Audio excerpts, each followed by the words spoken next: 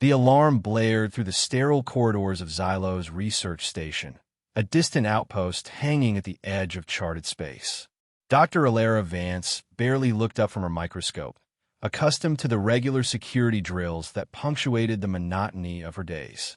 Once a rising star in xenobiology, Alara now found herself relegated to this remote station, her career stagnating after a single miscalculation had compromised an important mission years ago. Dr. Vance to the observation deck. Immediately, the station's AI announced, its usually calm voice carrying an unfamiliar urgency. Alara's eyebrows rose slightly. This was no drill. She hurried through the corridors, her mind racing through possibilities. The station rarely received visitors, official or otherwise. When she arrived at the observation deck, she found Colonel Thorne already there, his tall frame rigid with tension as he stared out at the approaching object. "What is it?" Alara asked, moving to stand beside him. "Unknown," Thorne replied tersely. "Appeared on our scanners 20 minutes ago. No response to communication attempts. Trajectory suggests it's heading directly for us." As the object drew closer, Alara could make out its unusual form, organic curves rather than the angular construction of standard spacecraft. It resembled a biological pod more than any vessel she'd encountered before. "It's alive?" she whispered, more to herself than to Thorne. The vessel docked itself to an external airlock without any apparent guidance from the station. Thorne immediately dispatched a security team, with Alara following close behind as the station's senior xenobiologist. Inside the vessel, they found a single occupant, humanoid in form but distinctly alien. The being lay unconscious in what appeared to be a suspension chamber filled with a luminescent fluid. Female in appearance, she possessed an elegance that transcended species. Skin with a subtle phosphorescent glow, hair like liquid metal that seemed to move slightly even in stillness, and a delicate bone structure visible beneath the translucent epidermis. Secure and quarantine, Thorne ordered his team. "Dr. Vance, I want a full biological assessment. Priority 1. Hours later, Alara stood in the medical bay, reviewing the preliminary scans of their unexpected visitor, temporarily designated Subject Nix in her files. The results were fascinating. Despite the obvious alien features, Nix's physiology showed remarkable similarities to human biological systems: cardiovascular, respiratory, neurological. All except one area, the reproductive system. Alara stared at the three-dimensional holographic display, mesmerized by what she saw. Where human females' reproductive organs would be, Nix possessed a complex, organic structure with multiple appendages that resembled delicate tentacles. The appendages emitted a faint bioluminescent glow and twitched with small, independent movements that seemed almost purposeful. "My God," Alara murmured, leaning closer to the display. Something about the structure triggered a memory. The title of a controversial study she'd once skimmed through during her academic days. The familiar surge of scientific curiosity rose within her, mingled with a sense of unease. A soft sound drew her attention away from the scan. Subject Nix was awakening. Alara moved quickly to her side, watching as Nix's eyes fluttered open, irises shifting color slightly, from deep violet to something closer to indigo. Those eyes fixed on Alara with unmistakable intelligence and wariness. Nix made a sound, a melodious series of tones that contained no recognizable words but carried distinct emotional resonance.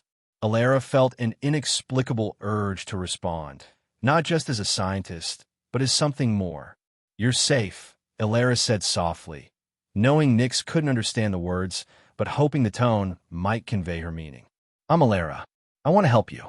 Over the next few days, Alara attempted various methods of communication: light patterns, sound frequencies, even basic emotional expressions. Nix responded with surprising aptitude, repeating complex patterns and seeming to grasp basic emotional states. A fragile trust began to form between them. During a deep neural scan intended to locate Nix's language centers, something extraordinary happened. As Alara concentrated intently on the neural activity displayed on her monitor, the tentacle-like appendages visible on Nyx's abdominal scan suddenly oriented themselves toward the image of Alara's brain on an adjacent screen, emitting a gentle pulse of light. Alara froze, her breath catching. This structure wasn't merely a biological organ. It could respond, perhaps even interact. And in that moment, she knew her discovery of Nyx would change everything. In the days that followed, Alara pushed the boundaries of conventional communication methods. She created intricate light sequence algorithms that Nyx not only understood but improved upon. She modulated sound frequencies to mimic the melodious tones Nyx produced. And most daringly, she attempted to convey emotional states through micro-expressions and physiological cues. Nyx absorbed it all with remarkable speed, soon able to communicate basic concepts through their improvised system. Through these fragmented conversations, Alara began piecing together Nyx's story. Impressions of being pursued, a profound lost Nyx referred to as stolen light, and a destination called Safe Zone. Haunting images of shadow creatures and cold machinery flickered through their exchanges. When alone, Alara delved into research, scouring old studies and classified documents for information about anything resembling Nyx's unique organ. She settled on a temporary name, the synchronization organ, and compiled existing theories, an advanced neurobiological interface capable of instantaneous communication, complex data processing, and possibly limited psionic abilities. She noticed that Nyx unconsciously placed her hand over her lower abdomen when concentrating or feeling threatened. "What exactly are you?" Alara whispered one night, studying her notes as Nyx slept in the adjacent observation room. Colonel Thorne grew increasingly impatient with Alara's slow progress. "The Interplanetary Command is asking questions," he informed her during one of his curt visits to the lab.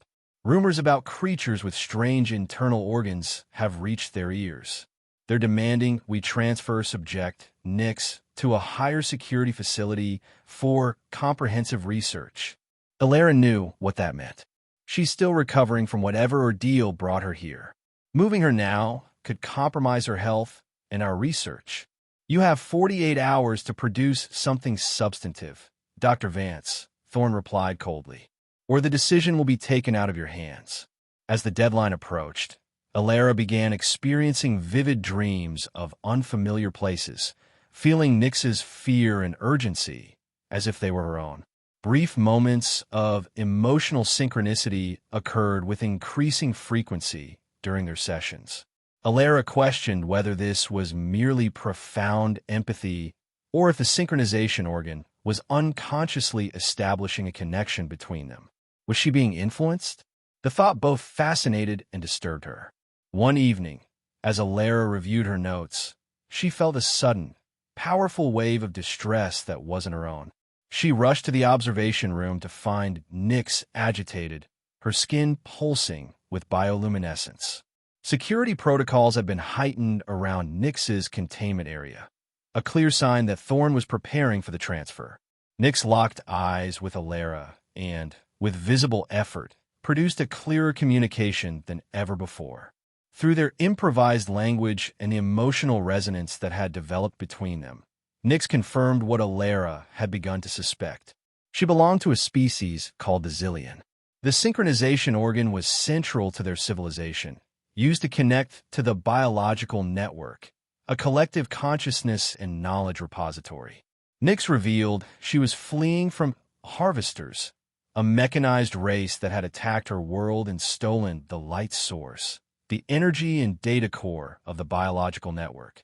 A fragment of this light source remained, carried within her body through the synchronization organ. "They will take it," Nyx conveyed, her distress palpable. "Use it for war, or worse." Alara faced an impossible choice. If Nyx were transferred, she would likely be dissected, her synchronization organ weaponized or exploited. Everything in Alara's scientific training and personal conscience rebelled against this possibility. "I'll help you," Alara decided, the words feeling right despite the career suicide they represented. Tonight, the escape was a carefully orchestrated dance of tension and timing. Alara used her knowledge of the station's security systems to disable cameras and create false alarms in distant sectors. Nyx, through her synchronization organ, seemed able to anticipate guard movements or create minor electronic disruptions that bought them precious seconds. They navigated the labyrinthine corridors of the station, avoiding patrols and Colonel Thorne's increasingly suspicious scrutiny. During one heart-stopping moment, they nearly collided with a security detail. Pressed into a maintenance alcove, barely breathing, Alara felt Nyx's hand grasp hers.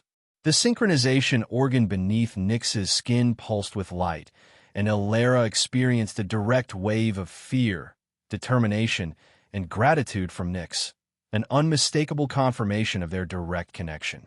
They eventually reached a seldom-used maintenance area housing older repair shuttles. As they prepared one for launch, alarms blared throughout the station. They had been discovered. "Hurry," Alara urged, initiating the shuttle's launch sequence as Nyx interfaced with the navigation system.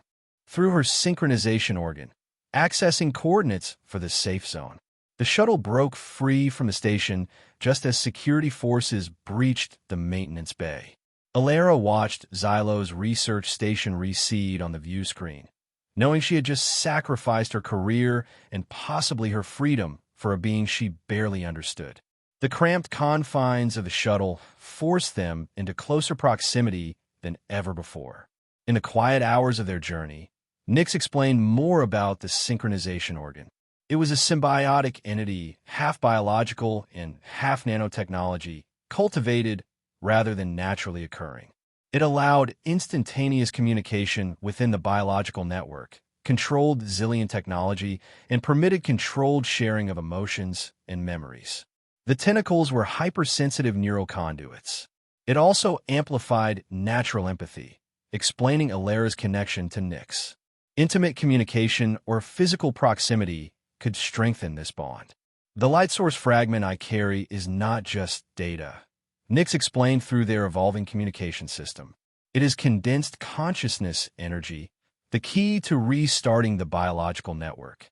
The harvesters wanted to power their war machines or assimilate Xylian knowledge. As days passed in the confined space, their relationship deepened. Alara tended to minor wounds Nyx had sustained during their escape.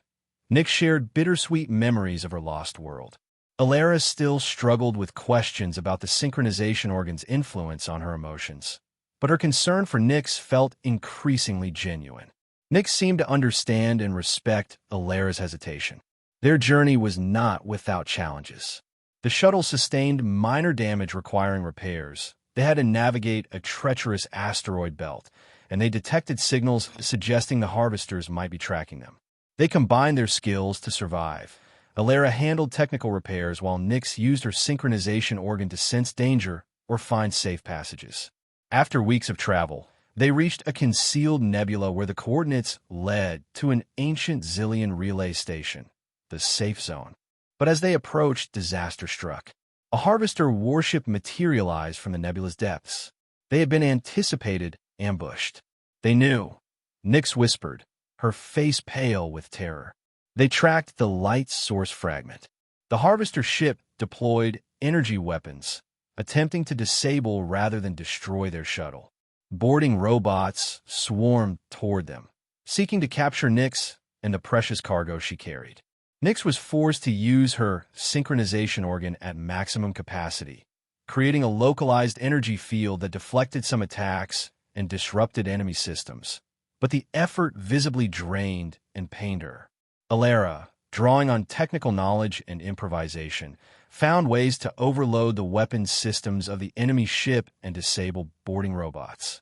During a desperate moment, Alara was injured by a robot that breached the shuttle. Nyx faced a terrible choice: protect the light source or save Alara. She chose both, establishing a stronger link with Alara, sharing a portion of energy and awareness. This momentary fusion allowed Alara to perceive enemy weaknesses with startling clarity, enabling them to fight back more effectively, but also left both of them extremely vulnerable. Through their combined efforts and sacrifice, The shuttle destroyed, but their escape to the relay station successful. They neutralized the immediate threat from the Harvester's ship. Badly damaged, it retreated into the nebula, leaving the light source fragment safe, for now. They remained at the partially functional ancient Xilian relay station. Nyx began the process of using the light source fragment to send distress signals to scattered Xilian survivors. Alara confronted her future. She was a deserter, wanted by authorities.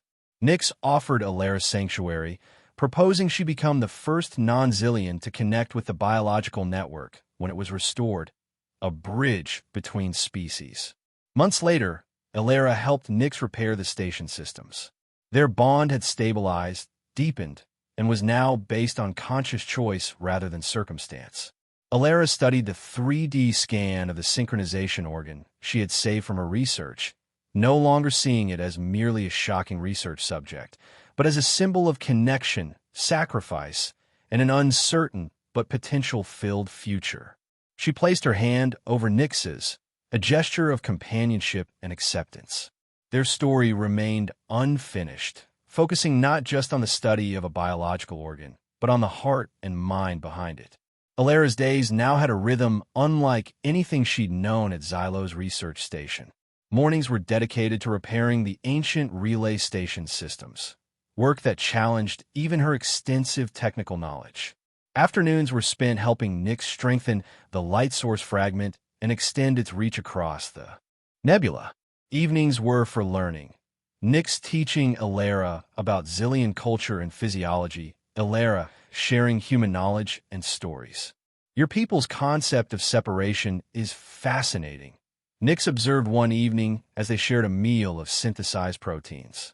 Xilians never developed such strong distinctions between self and other, between mind and body.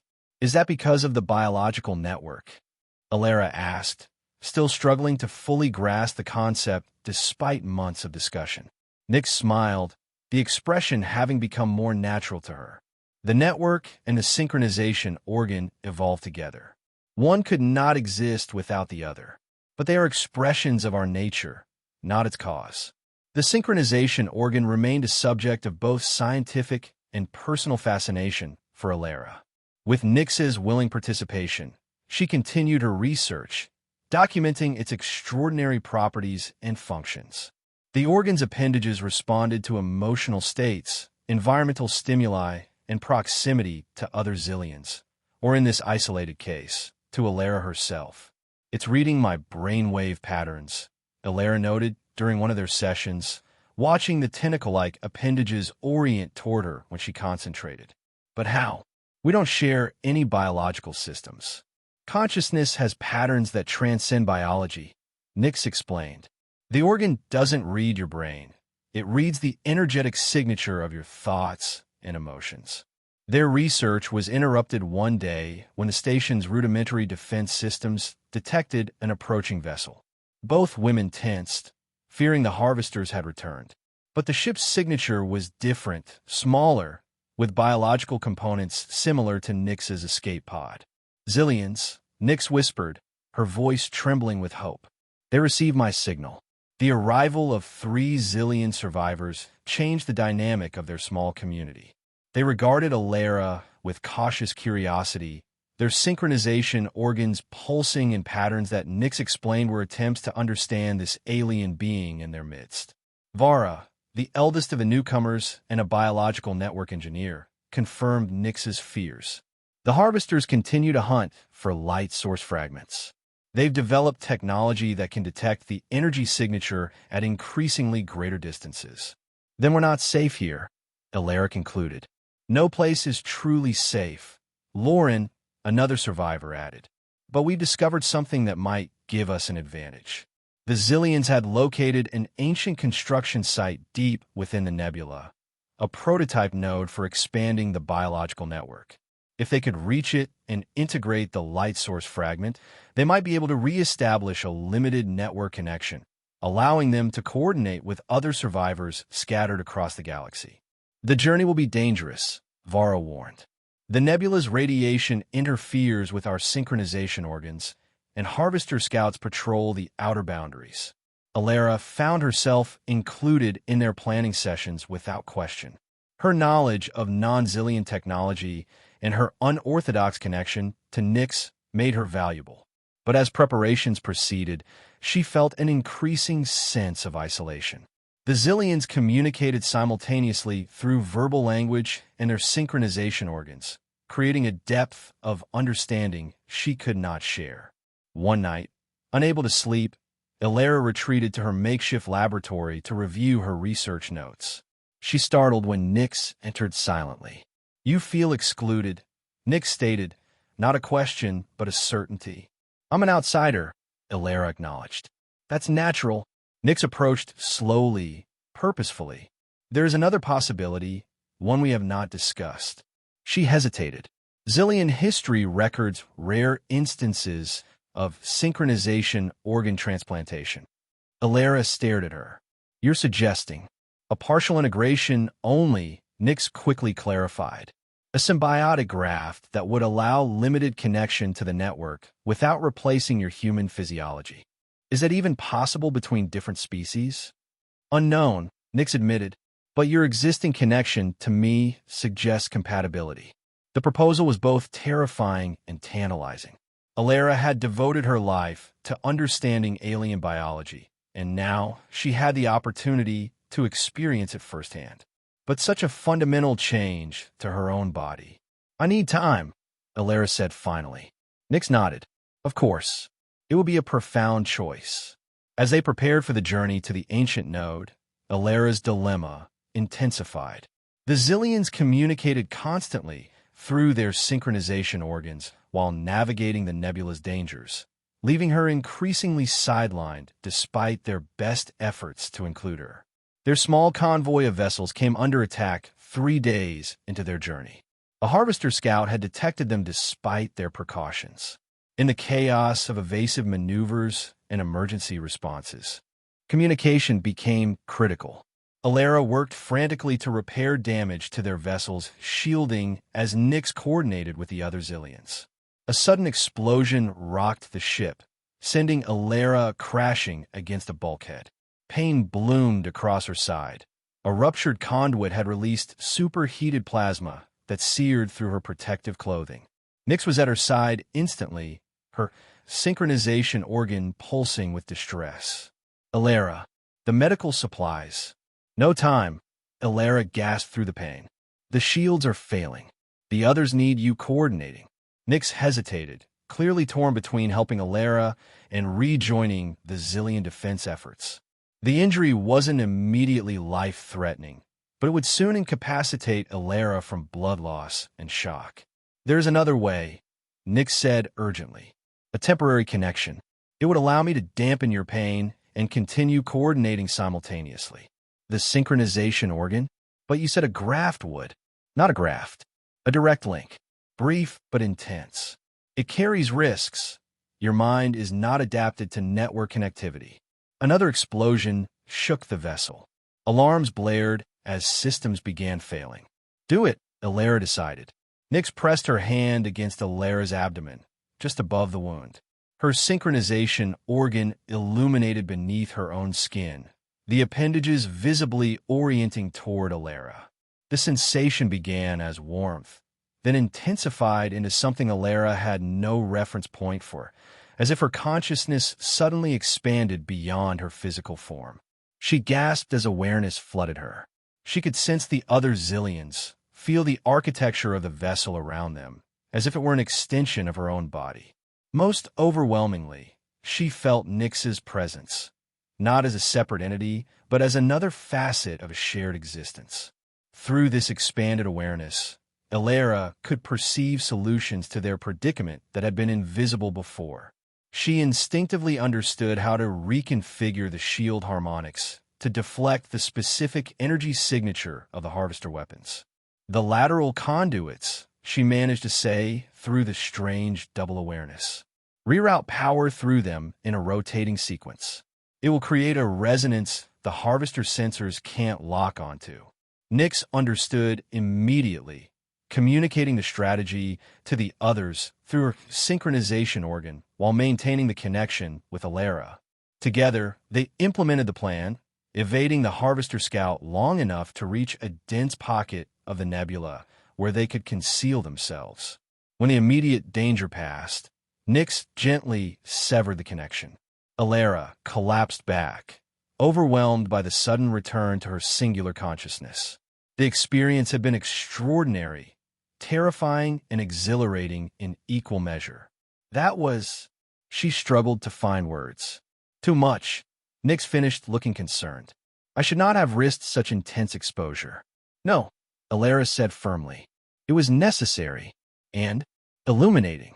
In the days that followed, as they continued their journey toward the ancient node, Alara found herself changed by the experience. The brief connection had left echoes, subtle perceptions that hadn't existed before. She could sense the synchronization organs of the zillions around her, not with the clarity of direct connection, but as presence and emotional tenor. When they finally reached the ancient node, a massive crystalline structure embedded in an asteroid, Alara understood its purpose in ways her scientific knowledge alone could never have provided. This was more than a technological construction. It was a living interface between consciousness and cosmos.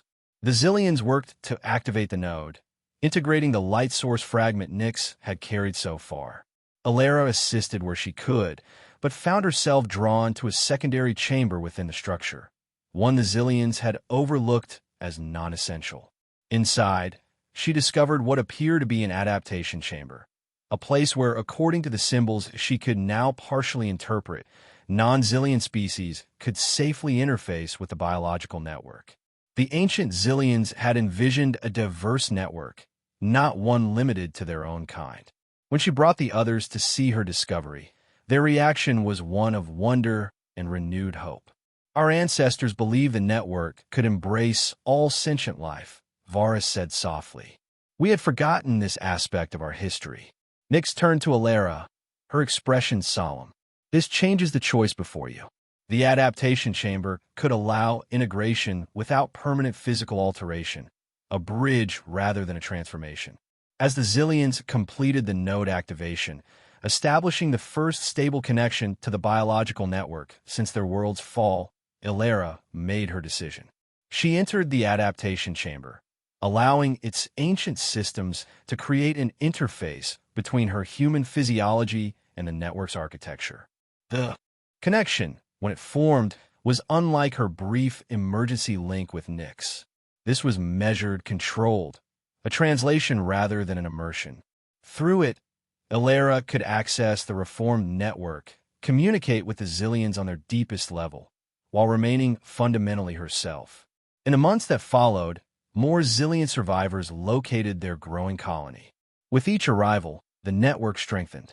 Alara's unique position as a human connected to the network made her invaluable, both as a scientist studying an unprecedented biological phenomenon and as a cultural interpreter helping the Zillions understand other species they might encounter or ally with against the Harvesters. The Harvesters continued their pursuit, but the expanded network allowed the Zillions to anticipate attacks and develop more effective countermeasures. Alara's understanding of non-Zillion technology, enhanced by network access, led to innovations the Zillions would never have conceived alone. One evening, nearly a year after their escape from Xylo's research station, Alara sat with Nyx on an observation platform overlooking the nebula. The ancient node glowed below them, its crystalline structure pulsing with the collective consciousness of their community. When I first examined your synchronization organ, I saw only a biological curiosity, Alara admitted. Something to study and document. Nyx smiled. And what do you see now? Alara considered the question, feeling the subtle presence of the network at the edges of her awareness. Not intrusive, but companionable. I see that true understanding requires more than observation. It requires connection. She placed her hand over Nyx's. And sometimes, connection requires courage.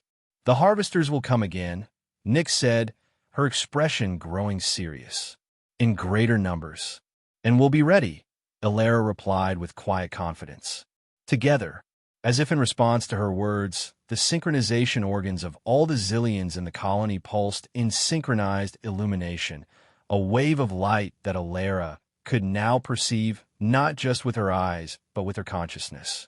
And within that light, she sensed something new awakening, not just connection, but hope.